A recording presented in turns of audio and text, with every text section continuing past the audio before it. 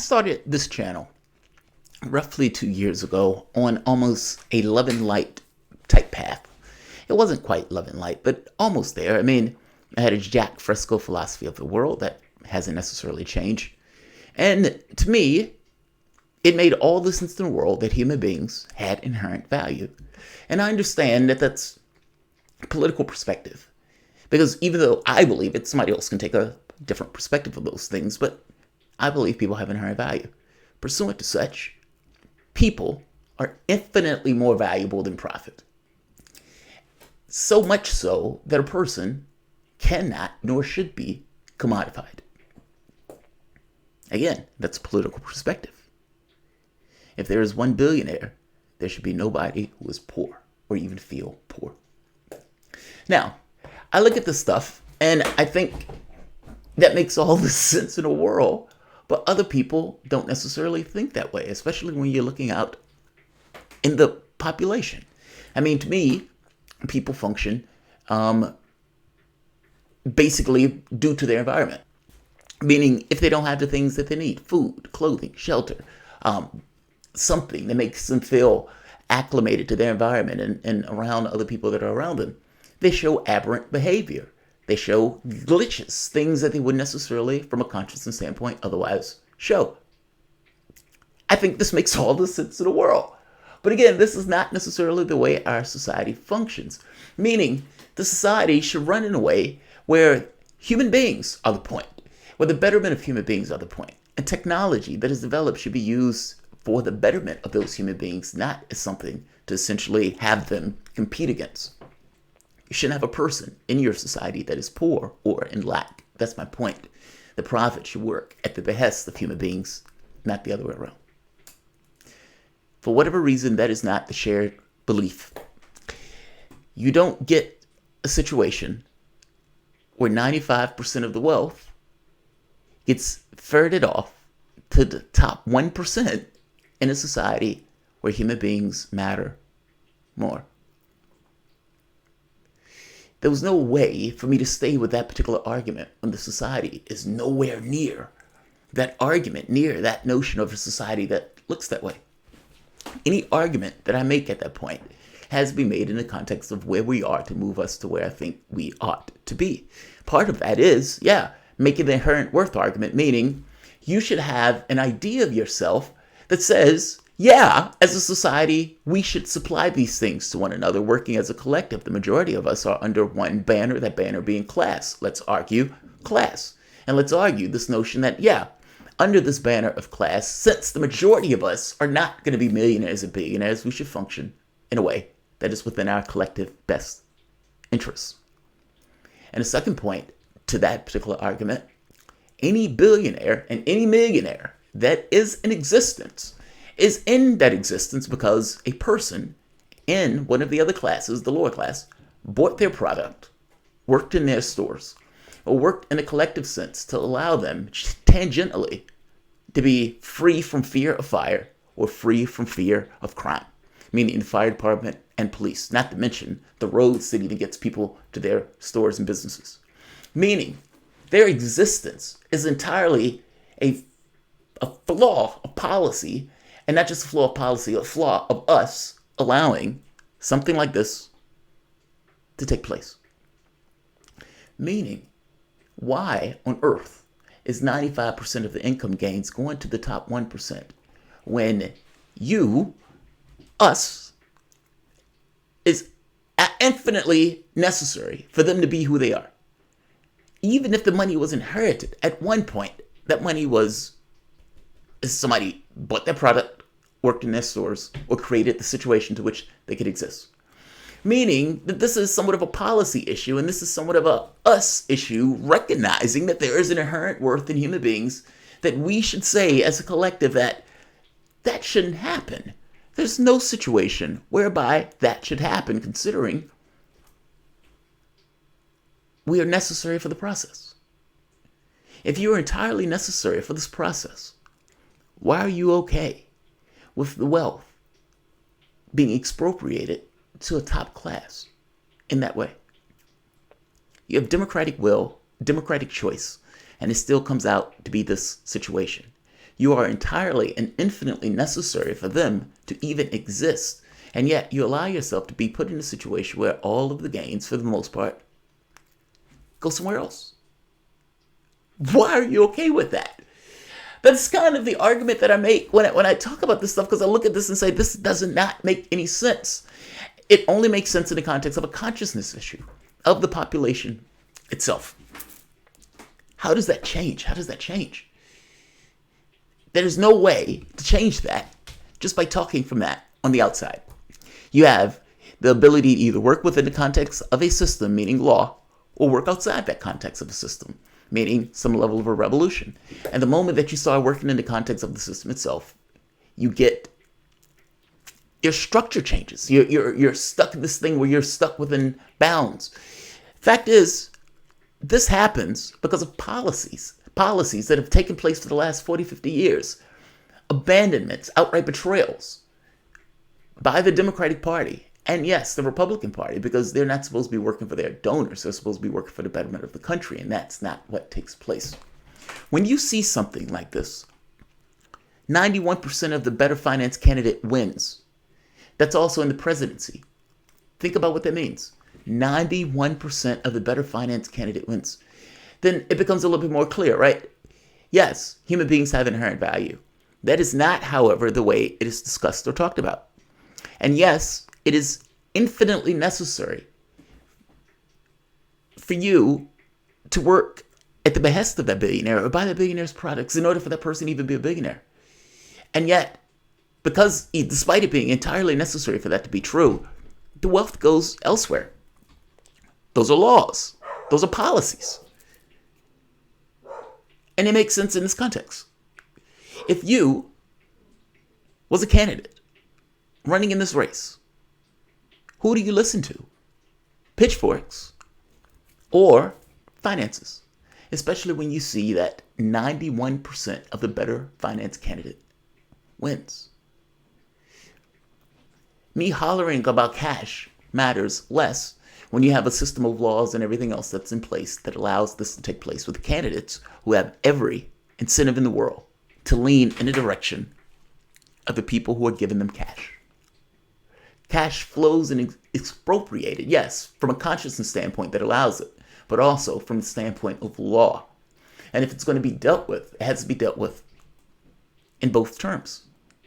Meaning people need to understand that they have value and that there is no human being in our society that should be hungry, that should be cold, that should be laying out on the street, that should be poor. Yes, you should get health care. You deserve it. If we have an ability to provide it, we should do so. Yes, you should be able to get an education. How can you consider yourself a person that is free in any other context? Free to lay on the street without health care? My point is this. Washington, in many respects, is geared to expropriate wealth in those terms. And for as long as wealth stays expropriated in those terms, any notion of a society that I want will never apply. Yes, the consciousness of the nation itself needs to be altered and tweaked. Hence, these type of arguments that I make. By the same token, there also needs to be something in law, espoused in law, that all of us collectively orient ourselves into and accept that, yes, says we do have value. Yes, people are infinitely more important than profits. And yes, in the way that we go about governing our affairs and policies, to show that to be true.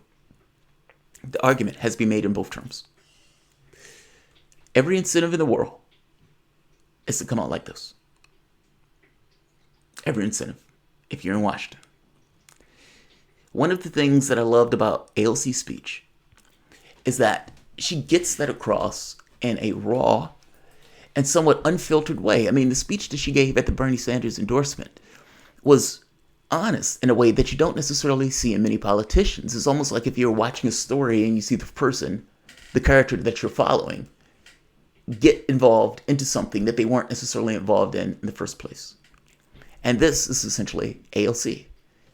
The speech I'm going to show you when she's talking about Sanders and talking about how Washington is permeated by every push in the world to essentially ignore the needs and the wants of the working class and the poor. Welcome to the Soapbox.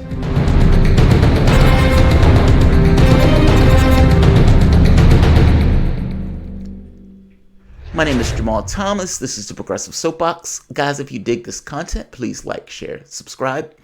Patron appreciation will be in an hour, 6 p.m. Yes, so this video is going to be rather brief. I know I had a long intro, but the long intro kind of gets across the way I think about this.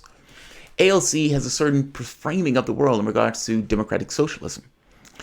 My frame of the world is less structured in that way, in as much so as the sort of a technological society where we focus on ensuring the advancement of society and getting rid of any notion of poverty. But in my head, that stuff takes place. You can make a case that it's not incremental in the sense of revolution. But in my head, it takes place in the sense of pushing further and further and further to the left and getting those gains. And having people with a hegemonic viewpoint that fixates that, with a public that expects that and wouldn't necessarily want the population to go back on that. Kind of like Medicare and Social Security. If the public is fully on board for those things and would flip out if those things were taken away. I'm saying that needs to be true across the board for multiple things, including Medicare for all, including ensuring that college is paid for, including that people, when they get of age, Social Security is covered. I'm saying that profits matter less than ensuring these things that are principles of us as human beings. She believes that. And so when she goes to Washington, and Washington is dead set against that, it's fascinating, at least to me, to hear her talk about that. I know it's a long lead-in, but I hope you get my point. Let's hear AOC discussing what it's like getting into Congress as a freshman.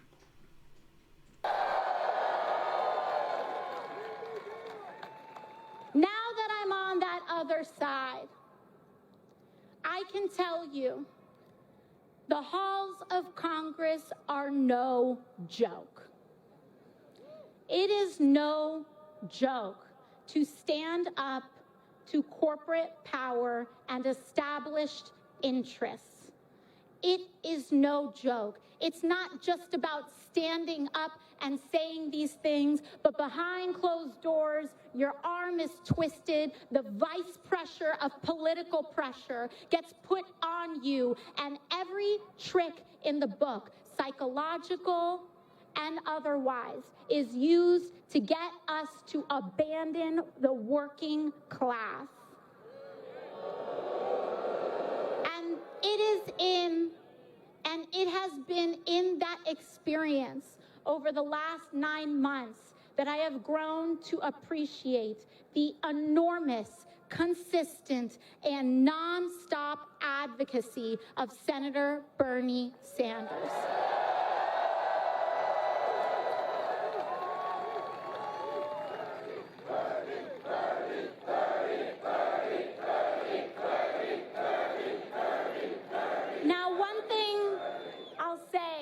Is that it's not just what we're fighting for, but it's how we're going to do it.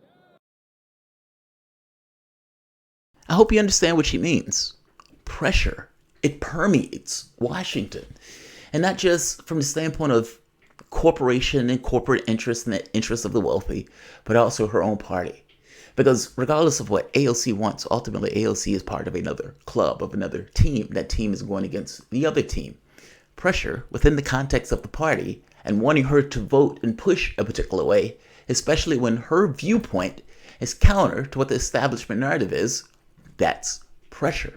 Those guys are taking cash regardless of how AOC is raising her money and doing her fundraising. The other parts of her party are, the other parts of her team are, and they will be pushing in a direction that she does not necessarily want to go. That is pressure. That is pressure just based on who is around her, but also in the way that they go about their affairs. That's her point. Behind the scenes, what's more true is not what the politicians say. What is more true is this, leading to outcomes like this. That's her point. That's what she's getting across to you. When Sanders says, if all you can do is take their money, and do you have the guts to do something that's in the best interest of the American public? And if the only thing you can do is take their money, like, what's the point? He's making a point about corruption, instantiated corruption. This is true. This is more honest. When politicians know this, and of course they know this, who do they lean to? And why is it not in their best interest, if they want to get elected, to do so? When they spend 75% of their time begging for money, who do you think they're going to lean to in regards to the policies and the push, the worldview that they espouse and take, and the decisions that they make in law that, as she said, do everything in the world to crush the working class? That is an honest take on politics. And it's a fascinating look from the standpoint of somebody who's just getting involved in Congress, especially someone who was a waitress just like a few months or a few years before. It's fascinating view of politics, man. I love it. Burning a guillotine. You'll never reach a majority of Trump-tards with the message of equality capitalism has them convinced that they are temporarily inconvenienced millionaires. That is true. Hence my point, right? I mean, look, I think a lot of people deal with this particular system and think, all right, I'm doing okay. Things could be worse, but I'm relatively doing okay. And in their heads have a certain value of themselves associated with the way the system pays them and rewards them. Well, their value is not and should not be entirely determined by how you're rewarded within the context of a game space, which is what the capitalistic system is. How do you convince those people? This is a Carter G. Woodson thing, and miseducation of the Negro. To some degree, it's not just the Negro, it's the entire population. When you show a man to the back door long enough, that man expects that back door and gets pissed off when they don't find that back door. I'm paraphrasing. He's talking about African Americans and what they view of themselves, how they value themselves. And more so because the environment itself tells them that they are less than or not worthy of. I'm saying that the same thing is true for the rest of the population of whites. Most of these guys vote Republican, and they're voting out of their own, not in their own self-interest. An argument of class gets to this notion of these guys are sucking and expropriating the wealth to the top. That wealth can only be made by you doing the labor or buying their products, let alone being fire department, police department, government, ensuring roads, and all of these other services that are provided around us. Why is it in your collective best interest to allow them to expropriate wealth in that way? Why is it in your collective best interest to, you do all of this stuff. It is impossible without you, and yet you okay the expropriation of wealth to this insane degree and allow a system that is just rooted in rank outright corruption that is not in your collective best interest. You represent 95% of the population. It is not in your best interest. And it is a mentality that allows it.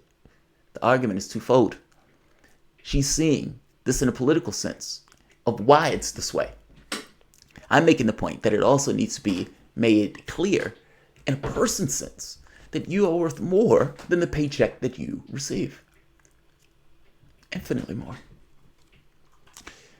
Let me get ready for the show. Like, share, subscribe.